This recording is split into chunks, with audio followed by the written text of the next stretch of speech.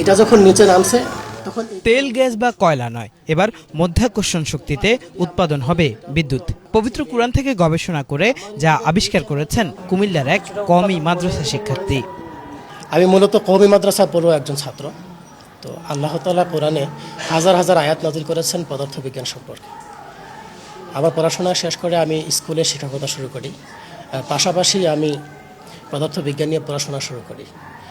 একটা সময় গিয়ে ভাবি যে শুধু পড়াশোনা করলে তো হবে না, রিসার্চ করা লাগবে।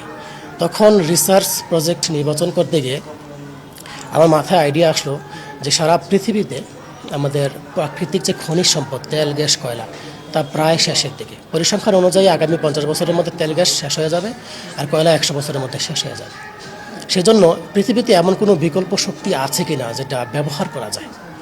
তখনই আমার মনোনিবেশ করি আমি যে মধ্যাকর্ষণ বলকে কোনোভাবে কাজে লাগানো যায় কিনা। মহাকাশ নিয়ে অনেক আয়াত আছে কোরআনে, সেই সব যখন আমি পড়তাম তখন আমার মধ্যে একটা অনুপ্রেরণা আসে যে আমি মহাকাশ বিজ্ঞানী হব আর কি, জ্যোতির্বিজ্ঞানী হব। কিন্তু সেটা সুযোগ হয়নি। সেখান থেকে অনুপ্রেরণা আসে একটা সময় পড়াশোনা করতে করতে গিয়ে এই ইঞ্জিনের সফলতা আসা।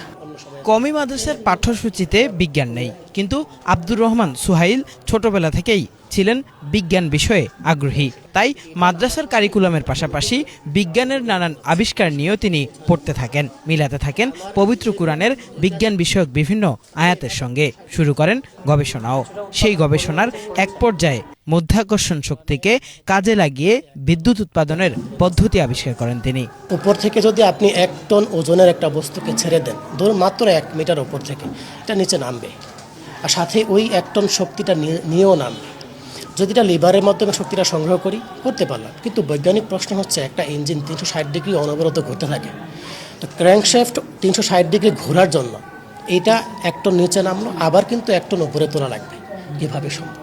আর সেইটাই হচ্ছে আমার ইঞ্জিনের উদ্ভাবনের মূলনীতি, যে যখন এটা নিচে নামবে শক্তি সঞ্চয় করব, আবার যখন উপরে উঠবে তখন এই বস্তুর ওজন নিজে নিজেই শূন্য হয়ে যাবে। মানে আমার ইঞ্জিনে 2টা চেম্বার থাকবে, এক চেম্বারে ওজন পাবে আর এক চেম্বারে শূন্য হয়ে যাবে। এইভাবে ক্র্যাঙ্কশ্যাফট 360 ডিগ্রি অনবরত ঘুরতে থাকবে। আর শক্তি আউটপুট হচ্ছে বস্তুর ওজন যত বেশি আউটপুট তত বেশি। সুহাইল জানান 2022 সালে তিনি এই আবিষ্কার করেন। গত 2 বছরে তিনি সরকারের বিজ্ঞান প্রযুক্তি ও বিদ্যুৎ বিষয়ক সংশ্লিষ্ট দপ্তরগুলোতে ঘুরে ঘুরে তার এই আবিষ্কার তুলে ধরেন, কিন্তু কোথাও পাননি আশানুরূপ সাড়া।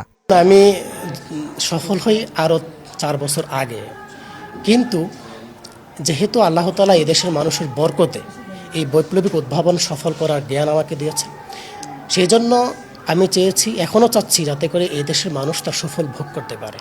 আমি 2024 সালের 29 সেপ্টেম্বর থেকে সংশ্লিষ্ট দপ্তর, বিজ্ঞান ও প্রযুক্তি মন্ত্রণালয়, বিদ্যুৎ মন্ত্রণালয় এবং কি প্রাইম মিনিস্টারের কার্যালয়ে চিঠি দিয়েছি, আবেদন করেছি, কিন্তু তারা কোনো সারা শব্দ নেই, এদের কোনো রিপ্লাই নেই। তো গত 6 তারিখে আমি আবার সাক্ষাৎ পাই মন্ত্রণালয়ের, বিজ্ঞান ও প্রযুক্তি মন্ত্রীর সাক্ষাৎ আমি পাই, আমি অ্যাপয়েন্টমেন্ট পাই।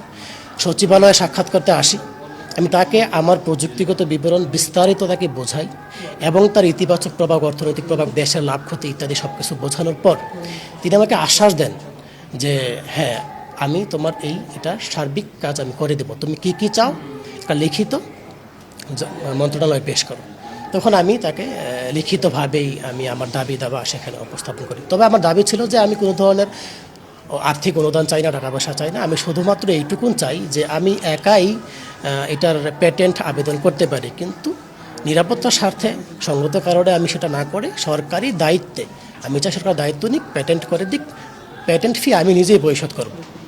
6 তারিখে আমি তার সাথে সাক্ষাৎ করার পর আমি লিখিত মানে আমার দাবি দেওয়া জমা দেওয়ার পর, পেশ করার পর আজও পর্যন্ত আমাকে কোনো আপডেট জানানো হয়নি, কিন্তু আমি বারবার যোগাযোগ করেছি মন্ত্রণালয়ে। জি, 6 জুলাই। শুধু বিদ্যুৎ উৎপাদন নয়, কুরআন থেকে গবেষণা করে একটি নিরাপত্তা সরঞ্জামও তৈরি করেছেন সুহাইল, যা ব্যবহার করলে সড়ক দুর্ঘটনায়ও ক্ষতিগ্রস্ত হবে না মানুষ। জানান গবেষণা করেছেন গুরুত্বপূর্ণ আরও অনেক কিছু নিয়ে। আপনি জানলে খুশি হবেন যে আমি আরও 2টা প্রজেক্টে সফল, থিওরিটিক্যাল। একটা হচ্ছে সেফটি গ্যাজেট। ধরুন আপনাকে সব ধরনের দুর্ঘটনা হতে আপনাকে সেভ করবে, আপনি মরবেন না কিন্তু ব্যথা পাবেন। আপনি রোড অ্যাক্সিডেন্ট করলেন, আপনি বাঁচবেন। আপনি আপনার রুমে আগুন ধরে গেল, আপনি বেঁচে যাবেন কিন্তু আপনি আহত হবেন। এই গ্যাজেট আমি থিওরিটিক্যালি সফল, এখন এক্সপেরিমেন্ট করিনি। যদি এটা আমি বিশ্বাস করি সফল হব, যদি হই, তাহলে মানব জীবনে এটা মানে জীবনে অনেকটা ভালো একটা কাজে আসবে ইনশাআল্লাহ। একই সাথে আমি আরও একটা প্রকল্পে সফল, সেটা হচ্ছে ওয়াটার বোট। মানে আপনি পানিতে দৌড়াতে পারবেন, হাঁটতে পারবেন, অবস্থান করতে পারবেন।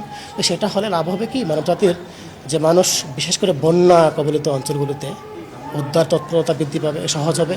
একই সাথে যারা সেখানে থাকে, বসবাস করে, তাদের জন্য, তাদের জানে নিরাপত্তার জন্য সেটা কাজে আসবে। এইগুলো নিয়ে আমি মূলত এখন রিসার্চই করি, এছাড়া আর কোনো কিছু করি না। সরকারি পৃষ্ঠপোষকতা পেলে এসব গবেষণা দেশ ও বিশ্বের জন্য নতুন দুয়ার খুলে দেবে বলেও আশা আব্দুর রহমান সুহাইলের।